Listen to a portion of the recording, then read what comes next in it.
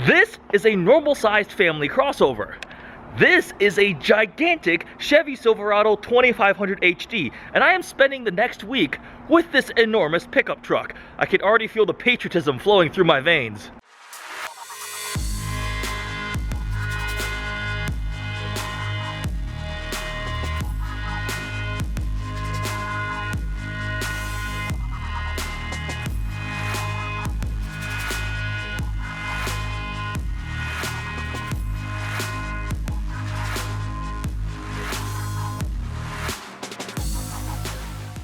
At 6'3", I am pretty tall, but I definitely need this extra step here to get up into this truck. And looking down onto lesser, smaller vehicles, let's start her up. That is the sound of a Duramax diesel. As always, we'll start off by checking out the window stickers. So it's a 2020 Silverado 2500 four-wheel drive LTZ crew cab. Has the Duramax 6.6 liter turbo diesel, which is almost a almost $10,000 option, $98.90. That brings the 10-speed Allison automatic transmission. We have the LTZ premium package, which is $7,800. Brings a bunch of tech and luxury features: heated, cooled seats, wireless charging, lane departure warning.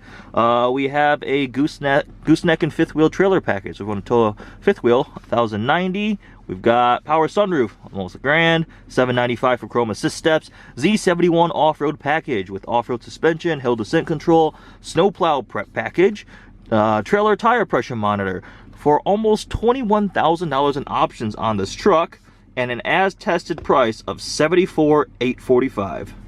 It's been 2 days with the truck, and while it is very obvious, I still have to say it, it's just so enormous. When you're driving it, it's massive, it's very tall on the road, and then parking is just a whole other kind of challenge. I mean, it fits in a normal parking spot, because it's not a dually, so it's not as insanely wide, but I still fold the mirrors in, and it's so long that your turning radius is obviously quite significant. So I'm doing like 3-point turns, get out of parking spots and stuff in the parking garage here.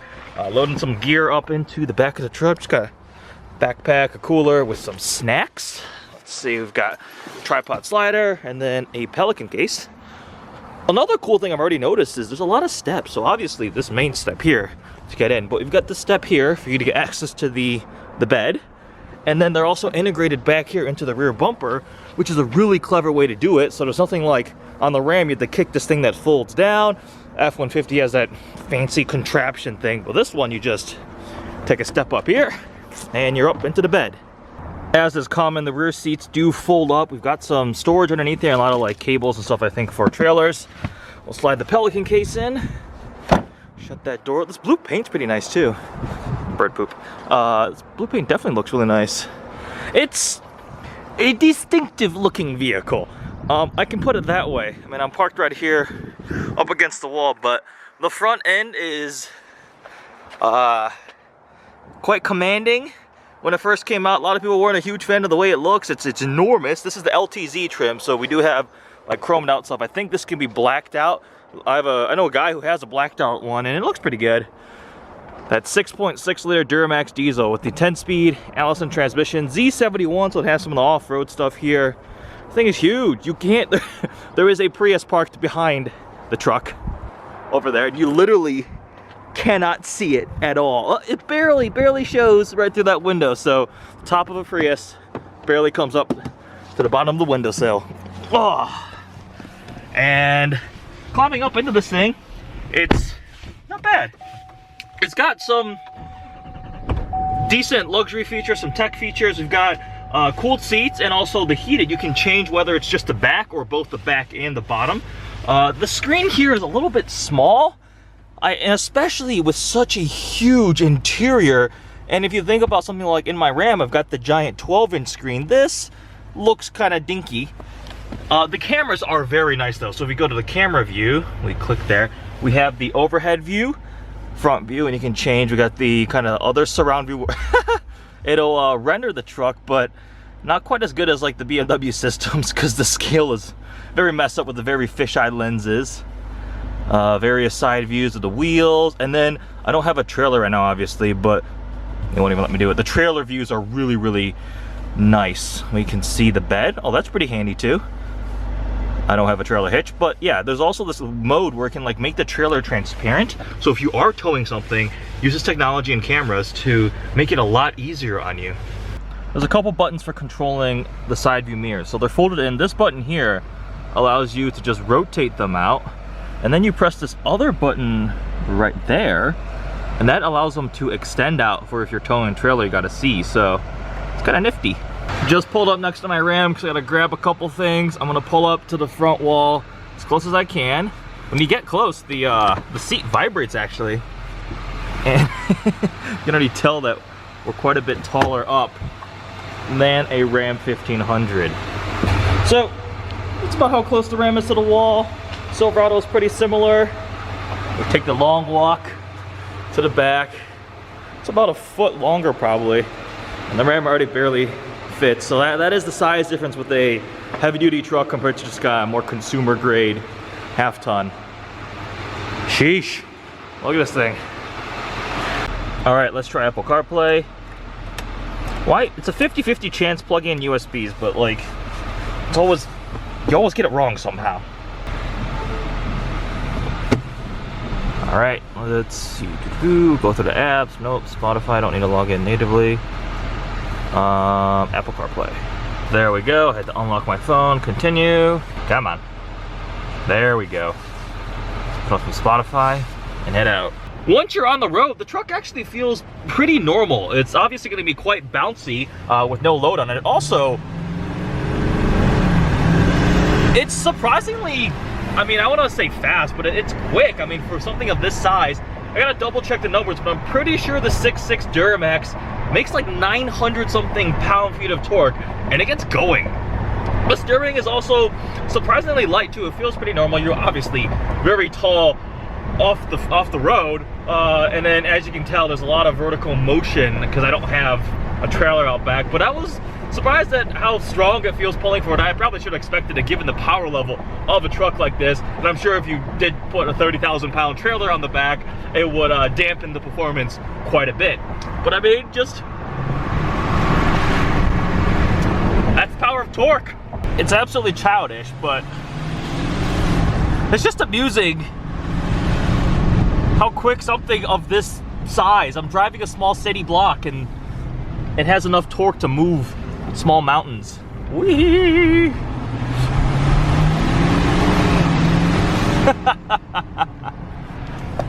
And before we get any further, we're gonna obviously preface this with the fact that I don't tow. I'm not your typical demographic or somebody who is gonna own a truck like this. I got a luxury truck for daily driving because of the practicality. I never even considered something heavy duty like this, but when I was offered the opportunity to try it out, I was like, oh sure, why not? We'll see what it's like to daily drive, because a lot of people who use these types of trucks for work, they need that towing capacity. They still do daily drive them frequently. And if you're thinking about doing something like that, you want to know, hey, is it like reasonable to live with? What are the tech features in it? How does it drive in every other regard? This video will answer some of those questions. I like to pride myself on typically being pretty good at parking, but I just can't do it with a truck like this. But fortunately, look at all the cameras. It makes it really easy. I'm gonna fix that. Finally leaving work, and I parked right by the doors to come out in this gigantic truck, just a wall of truck in front of you. Holy crap. Remote started it from inside. Got all my stuff in the back. Let's head home. So this is actually a wireless charging pad too, so I can throw my iPhone on that and it will charge. Theoretically, there we go. Cup holders here, but this is a fixed structure. Got a little bit more storage down here. The center console area is pretty hefty, decent sized. Practicality for a truck. It's absolutely a requirement. The sunroof here isn't that massive. It's just a single panel there. It's not power. I don't think there's anything back there. That's just a little indent in the ceiling. We've got a couple. What in the world are these? Oh, interesting. TPMS. All right. And then more storage. So I just got out of work, and originally I was planning on filming some B-roll shots of the truck, but it ended up getting kind of cloudy and overcast, so I'll do that another day.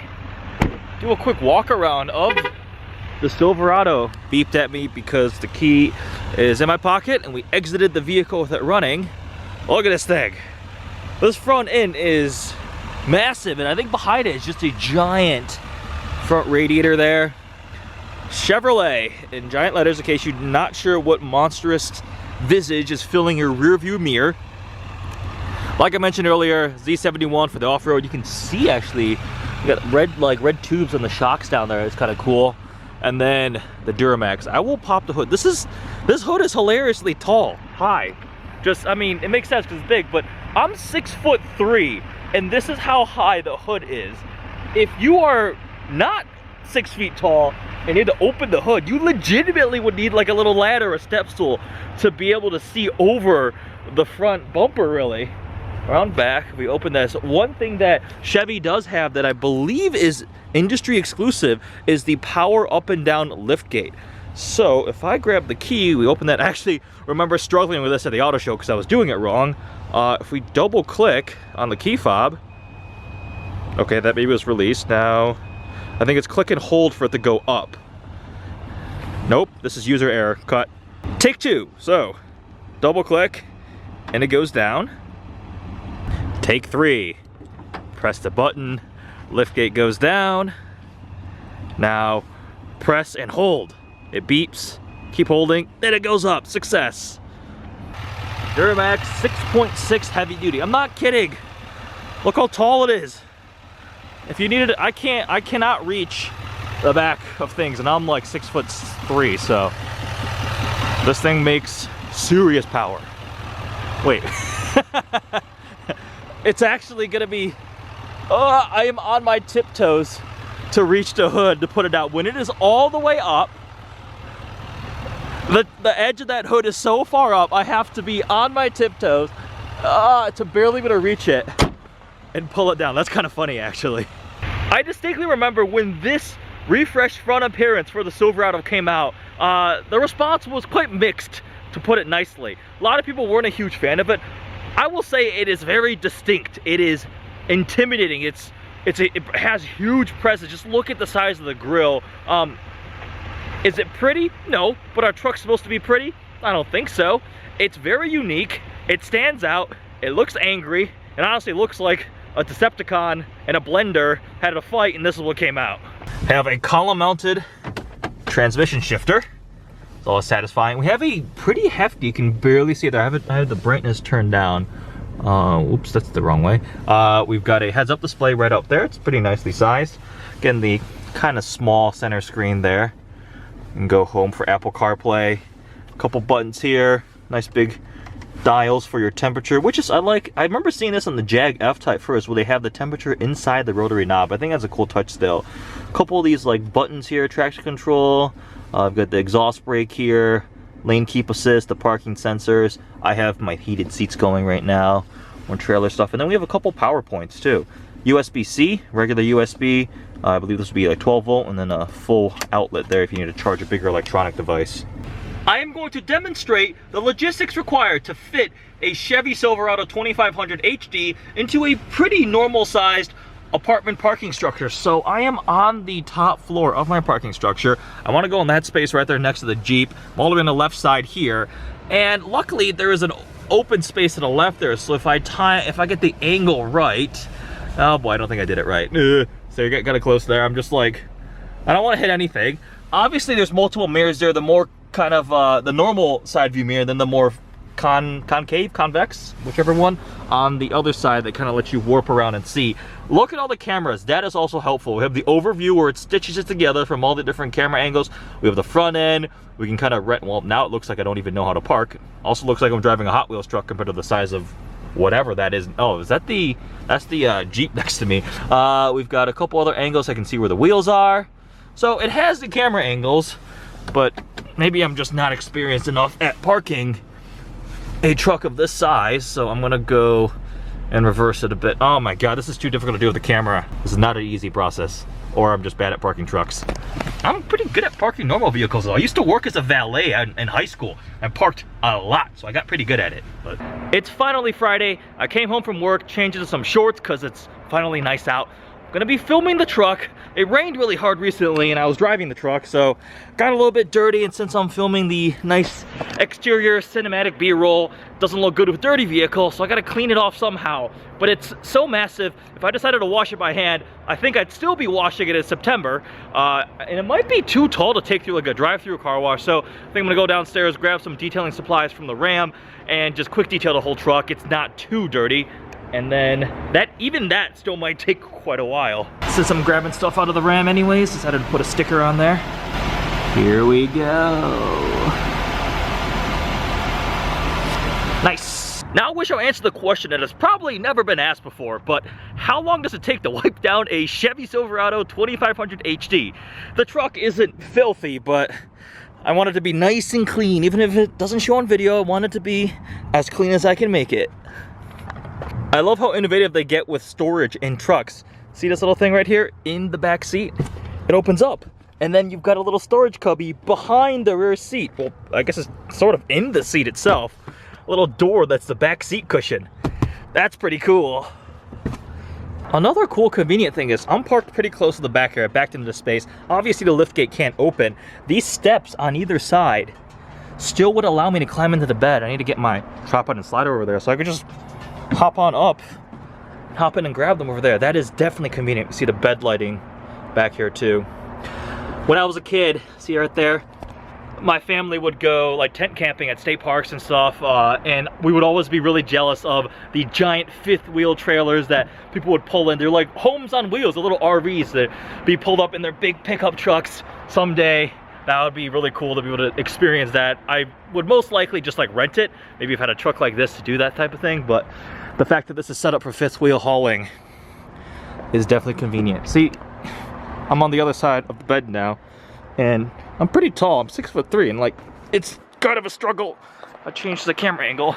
Like, to reach over, I'm standing on my tiptoes right there. I can get it, but the steps make it more convenient and practical. Good night, you angry looking brute that doesn't fit in any parking spots. Earlier I was just doing it wrong, so we have the rear view mirror here, and if you flip the tab on the bottom, it becomes the camera view, so the whole mirror is a screen. I like this feature, it's pretty nifty. Really nice and clear too.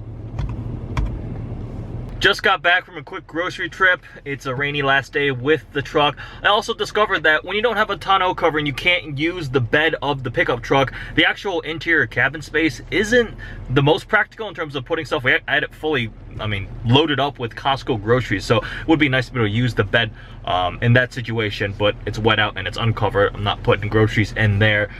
Let's summarize my 3 favorite things that I liked about this truck, living with it for the last week, and the 3 things that I disliked the most. The first thing that probably my favorite part is actually the power tailgate. It's really nifty. Being able to just press a button and have it go up on its own or release on its own, same thing with the key fob, is nice. It's a nice little extra touch. The cameras are extremely awesome on this truck. Parking something of this size with a 360 overview, the different views, and while driving, if you have a trailer, the transparent trailer mode is going to be really nice.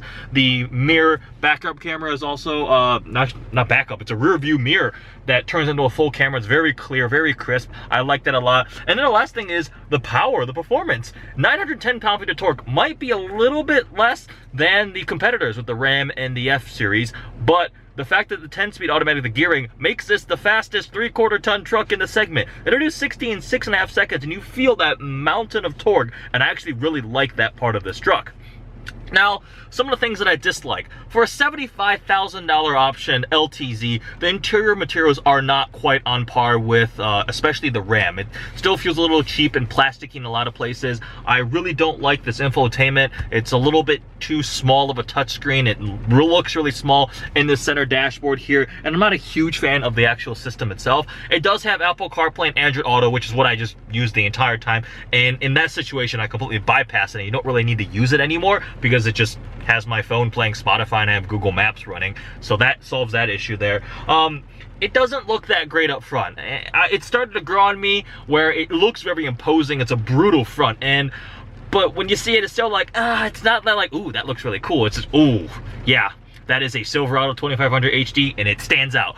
Compared to Ram, F-Series, Super Duty, even the GMC Sierra, I think, are much better looking. And then the last thing is, it's applicable to all trucks of this size. They're just massive. If you don't need it to truly tow a big trailer, a horse trailer, a boat, a race trailer, whatever it's gonna be, you really shouldn't get something of this size, and that's why I didn't. When I'm not towing and things like that, my regular half-ton size truck is perfectly adequate. It's more comfortable, it rides better. But in a situation where you do need to tow something, you need a capacity, living with it, it's been fine. It drives very, very reasonably normal. The steering is not like insanely heavy. Once you get used to the size and the height and everything, on the road, it's perfectly livable. Spent time with it. I have no idea how much diesel I burned. It's probably quite a bit. It's not the most efficient thing. It is massive. It has very polarizing looks, but the power is there. It's got some good tech.